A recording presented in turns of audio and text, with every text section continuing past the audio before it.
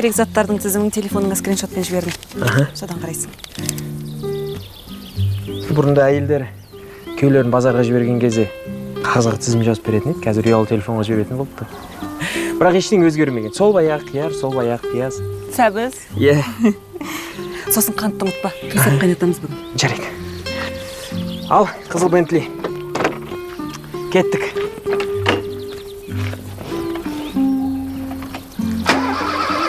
Ұятқа алдырмасаңшы. Не болды? Жоқ, қазір.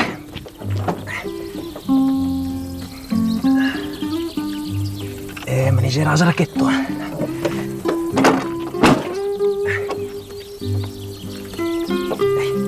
Болды ма? Тез қайтасың ғой? Жарайды, мен кеттім.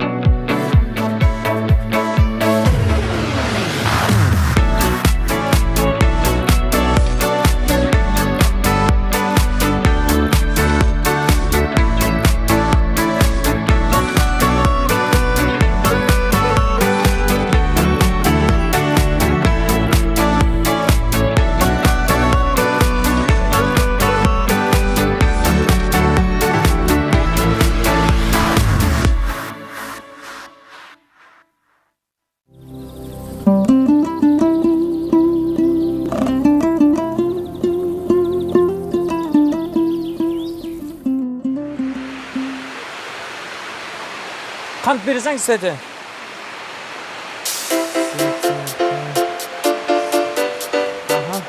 Сана жіберіңіз бе?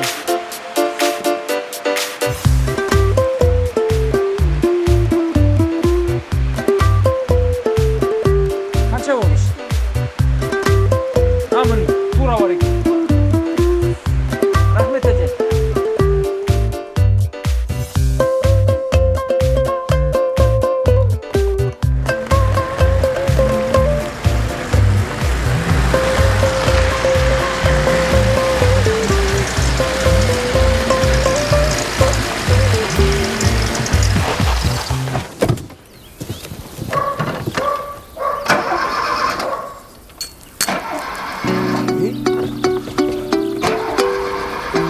Қап, керегіміз жерді бұзылғанын қарашы.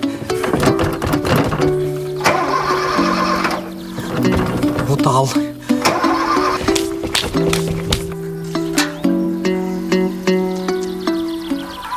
Сен жұмбақсың, мен ғашықпын, менің сырым белгілі. Сен қымбатсың, жауабында қымбат маған ендігі. Жүрегімнен бір орын бер, мәңгілікке өтінем.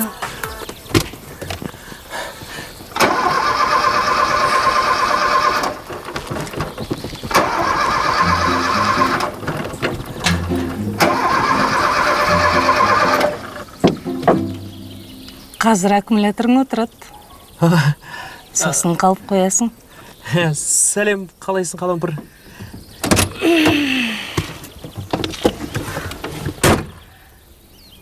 Қызыл көлігің алып келмесе, өзіңнің келетін түрің жоқ қой. Қалампыр.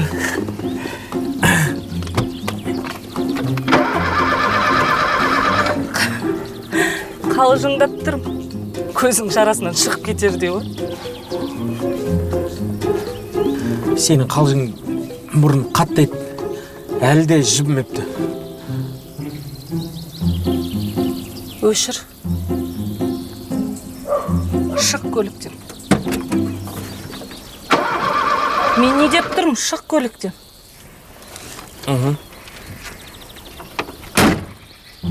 Жүр.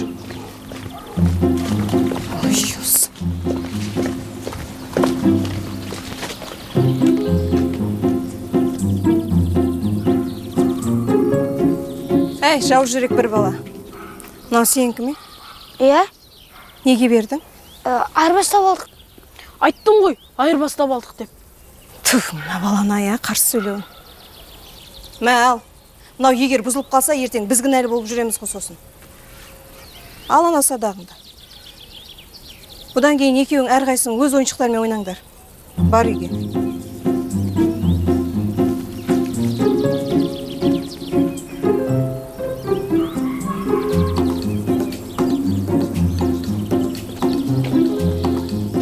О, жұмыс қызып жатыр ғой. Қалайсыз, апа?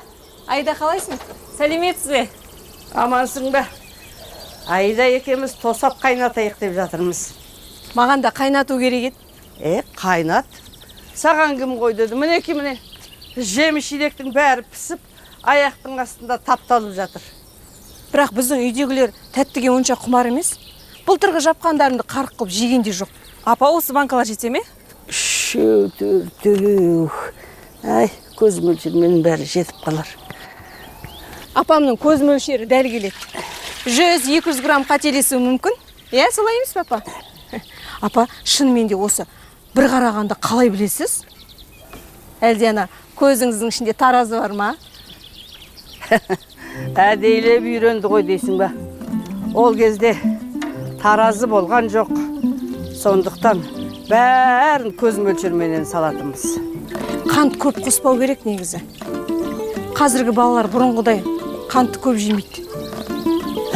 Мен соны байқадым. Ол неге? Экология, апа, экология ғой. Мына ұлты бар ғой кезінде. Қантты тұра күтірлетіп тұрып жейді. Ой, қойыңызшы, апа, қайдағын айтпай. Қайта мен көп жемейтін, ана екі қызыңыз ғой, өзің ұлдана мен ұл болсын. Ой, апа, қойыңызшы. Таласып тұрып жейтінсіңдер. Нағыз қанттың ата жауы екеуі болатын. Сол кездегі балалардың қолында жаңағы бір қолында қант, бір қолында нан. Ал қазіргілердің қолында телефон түспейді ғой. Қант демекші арман кешікті ғой.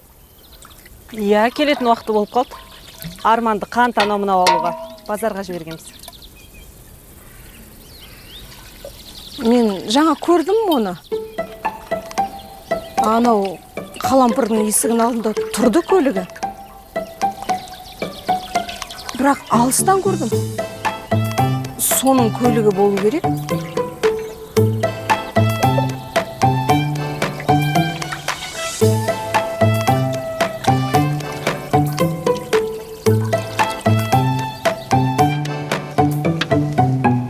Май болып кетті.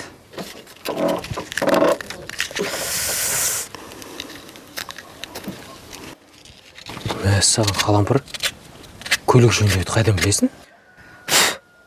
Оның не таңғалатын бар? Ауылда тұрамыз ғой. Оның да дұрыс.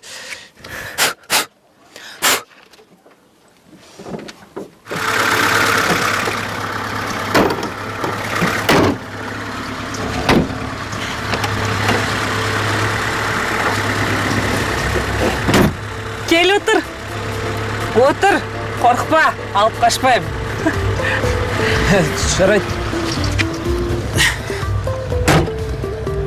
Көлігіңді тегін тексерістен өткізіп берейін.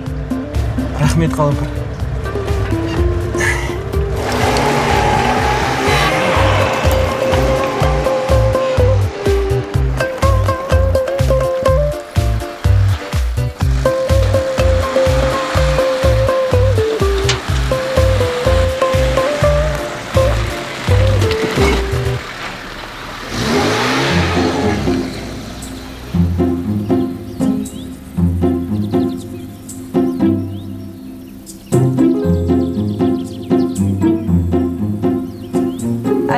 Арманға хабарлассаңшы.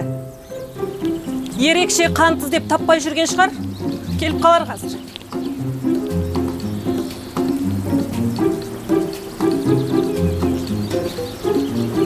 Не болды соғыршы? Жеп барасың.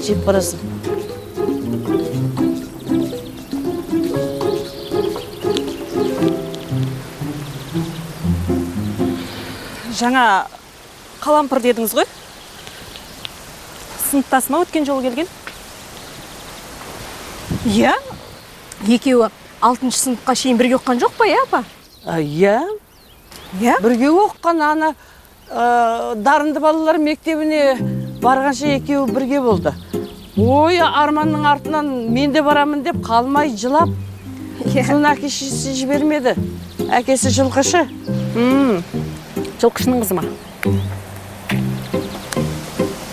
Былай сырт келбетінен байқалады.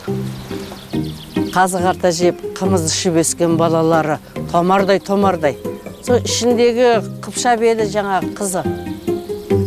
Қалампыр, е. Денсаулығы мықты ол қыздың. Қыстың күні деген жұқа көйлекпен жүре береді көшеде буы бұрқырап. Көресіздер ертең. Күйеуге тиген соң баланы қос-қостан табады. Тапсын, кім қой деді оған? Ол қызды келін қылып алған үйдің бағы беседі. Отынды жарады, су тасиды, қойды да соя салады.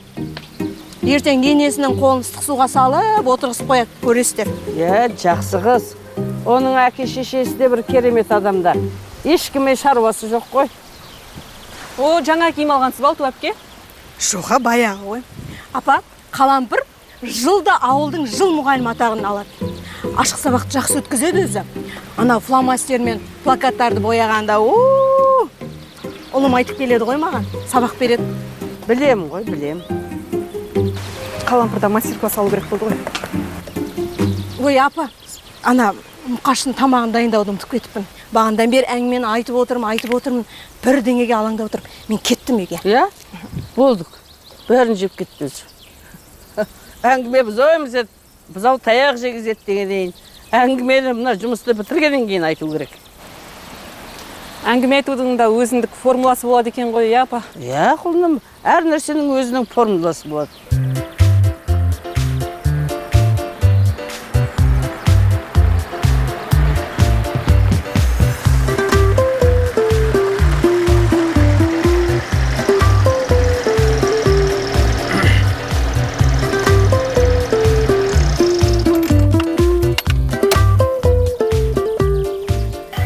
Уайымдамасаң болады.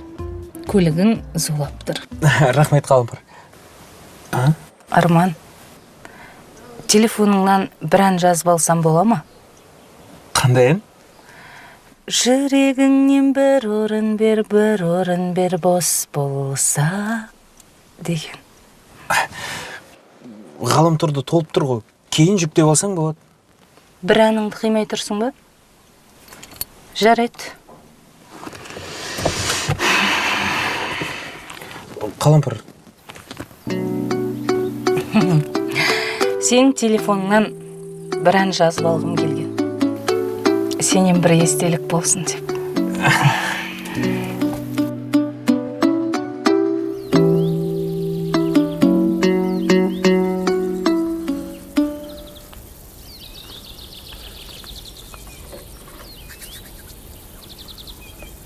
Бүгін оң жаңбасымнан тұрыппын, Ұлту.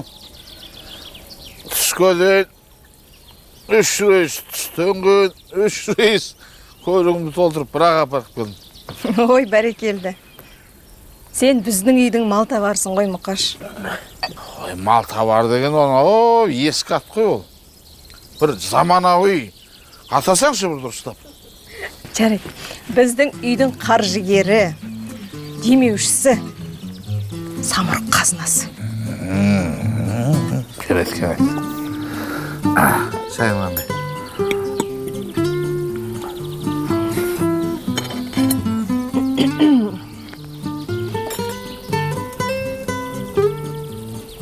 Берсеңші. Ой, енді ақшаны ақша шақырады. Кішкене қалтаның түбінде жатсын да, мен қалтаммен сен қалтаңа ауысады ғой кешкі. Енді баратын жеріне тезірек барған дұрыс қой. Не істейсің оны соза беріп? Мұқаш, үйдегі ақшаның басы да құралып қалды. Биыл Алакөлге немесе Бурабайға барайық. Өзің уәде бердің ғой? Уәде берсек барамыз. Ақша не үшін жинайды адам деген? Жанның рахат үшін жинайды. Дұрыс па? Иә. Үйленгелі ешқайда бармаппыз. Мүмкін Түркияға барармыз, Мұқаш. Ана Инстаграмды шулатпаймыз ба? Дос бар, дұшпан бар деген. Енді бірден Түркияның ауырлау болатын шығар. Ол ағзамыз ояққа дайын емес. Ол өзіміздің Алакөлден, Бурабайдан бастау керек. Жарайды. Алакөлге барайық онда. Бала қайда? Тамақ ішпеймін деп жатып қалды. Балаңа ұрыстым. Бұзық болғасын ұрыстым. Не бұзықты жасап жүрген? Аландікіндей нетбогым жоқ дейді.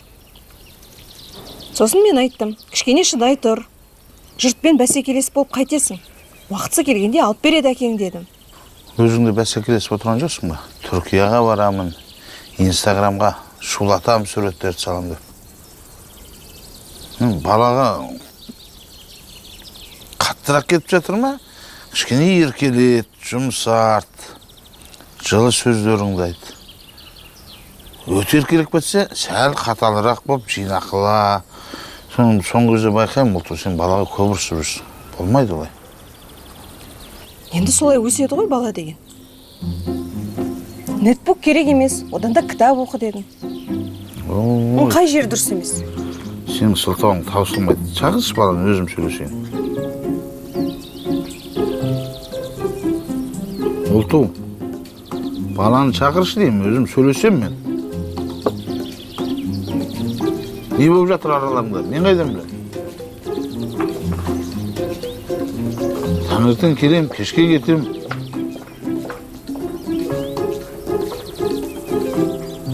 Соңғы көзі қабағы бір ашылмады балам.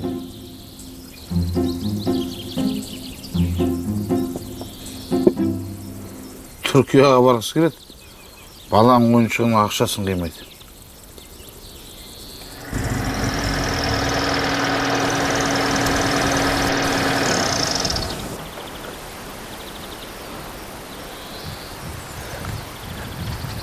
Ау, құлыныма соғырша кешікпін ғой. Апа, жолда көлігім бұзылып. Міне. Иә, көрдік көлігіңнің қалай бұзылғанын. Енді мынаның үстіне қант салыңдар да, сосын біраз бөктіріп, соң отқа қойыңдар, жарай ма? Қызыл көлікті жігіт көмектесетін шығар. Әлде тағы бір шаруалары бар ма екен? Көмсем ой, көмсем. Жемеш. Жарайды. PlayStation дедім, тағы не керек айт. Сосын Барселонаның формасы керек дейін. Соның бәрін бүгін алу керек пе? Қанша ақша екенін білесің бе оның? Біреуден алса болады ғой, Мұқаш. Тұра тұршы Ұлту. Ақшаны әр нәрсеге жұмсай беретін болсақ, қай кезде басы құралады, Мұқаш? Ұлту, тұра тұршы дедім ғой мен саған. Не керек айт балам? Сосын футболдағы FIFA 18 деген ойын бар ғой, сол керек. Сонда осы 5 нәрсе керек пе, барлығы саған? Иә. Болды, аламыз. Ұлту. Жоқ ақша.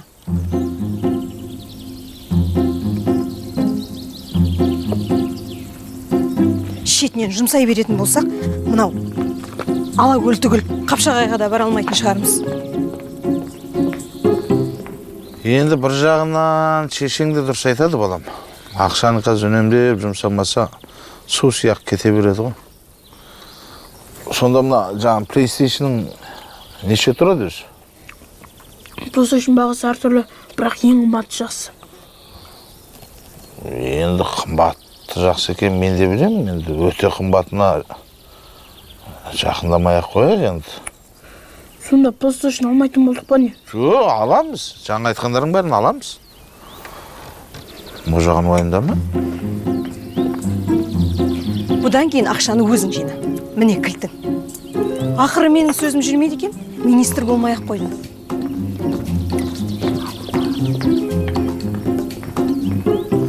Балам, тамағыңды іш, үйректеріңе жемін сал. Мен бұл жарты сағат мызығып алайын. Сосын ауданға менімен бірге барып келесің қасы, е? Жаңа заттарыңды бар, қарап алып келеміз.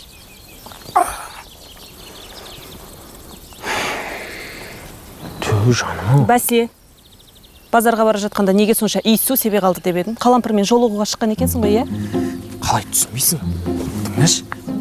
Қалампырдың ауласынан өтіп бара жатқан кезде көлігім бұзылып қалды. Одан кейін қалампыр жөндеп берді. Тексеріп көрейін деп айдады. Арман, ертегі айтпаш. Қыз бала көлігіңді жөндеп берді ме? Шама өзім аң-таң болып таң қалып отырмын. Расында да моторды бар ғой шашады екен. Ұлту әпке де қалампырды мақтай берді. Қалампырды келіншек қып алып алсаңшы өзің, Арман. Отынды жарат, суды тасыйт, баланы қос-қостап табат. Өзі ірілеу, етжеңді қыз. Жақсы емес пе? Ауылда қандай керемет мұғалім, ашық сабақты қалай өткізеді. Керемет қыз ғой, қалампыр деген алып алсаңшы. Ұлту әпкемнің сөзін жатталыпсың ғой. Жаттаймын ба, жаттамайын ба, өзім білем.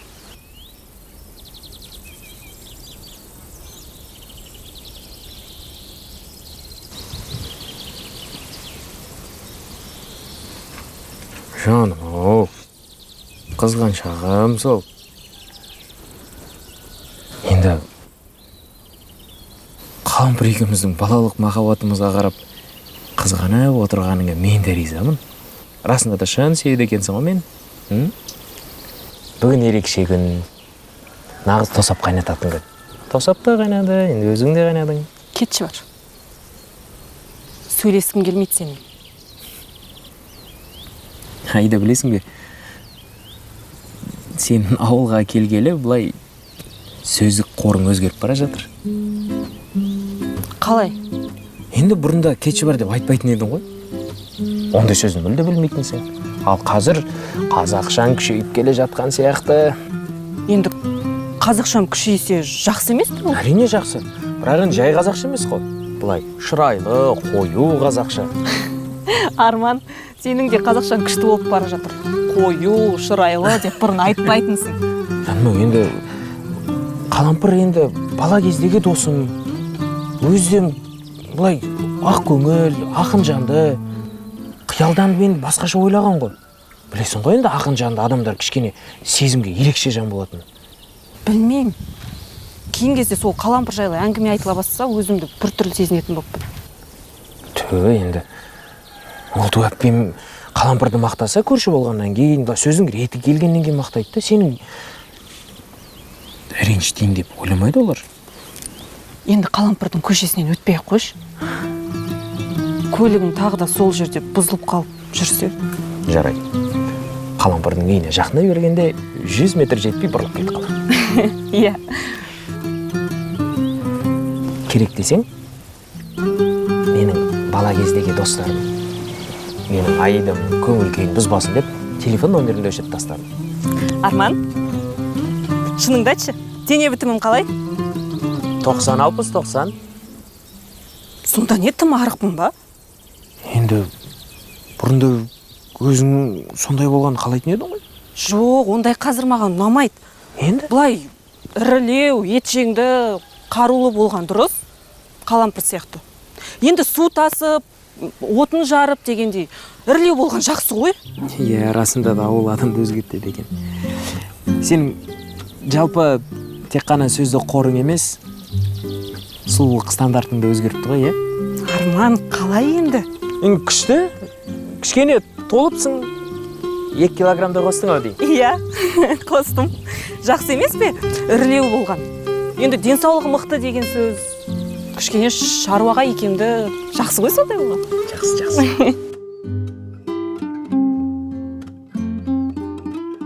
Мен Барселона таңдаймын. Алан, сенші? Реал Мадрид.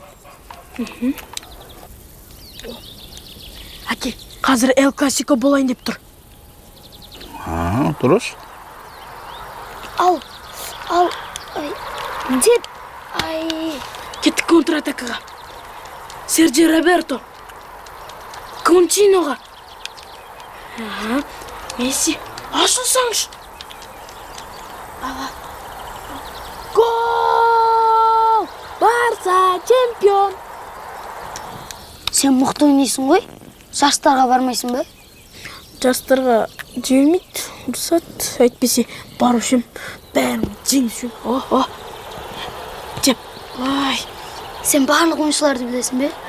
әрине, Ювентус, Барселона, Реал Мадрид барлығының тарихын жаттап алған. Кеттік, ойын басталды. Гол! Оле, оле, оле, оле, Барса чемпион. Балам, чемпион болған жақсы ғой. Туысқаның екен, ұмытпа. Жарайды. Баланың бар қалауын алып беріп, жақсатты болып отырсың ба, Мұқаш? Кім жаман? Ұлту жаман. Кім ақша бермейді? Ұлту бермейді. Қараш, балалар қалай қуанып отыр. Баланың кішкене қалауы да болу керек қой. Балада еркіндік болу керек. Қазіргі балалар мүлдем басқа. Ой өрістері бөлек, қиялдары бөлек. Ой, біздің кезде олай болып еді, біздің кезімізде бұлай болып еді деп айта бергенде дұрыс емес екен. Ол саналы бала болса, бұлай да тәртіпті болады. Менің де қатты кететін кезім болады ғой. Ол кезде енді сен жұмсақ бол. Бұл айтқанда балаға бір күн қатал, бір күн жұмсақ, бір күн қатал, бір күн жұмсақ бұл былай. Өзің бағдарлап отырсаңшы. Отырайын енді күн тізбеге қарап. Бүгін еркелететін күн бе еді? Қай күн еді деп. Гол! Месси forever! Бұл үйдің қаржы министрі бәрі өзіңсің ғой. Кілтіңді өзіңізге қайтарайын. Өзіңізде болсын бәрі. Бірінші таймнан кейін бір шай ішпеңдер, жігіттер. Қане Алтужан, біздің чемпиондарға шай. Кеш болдық.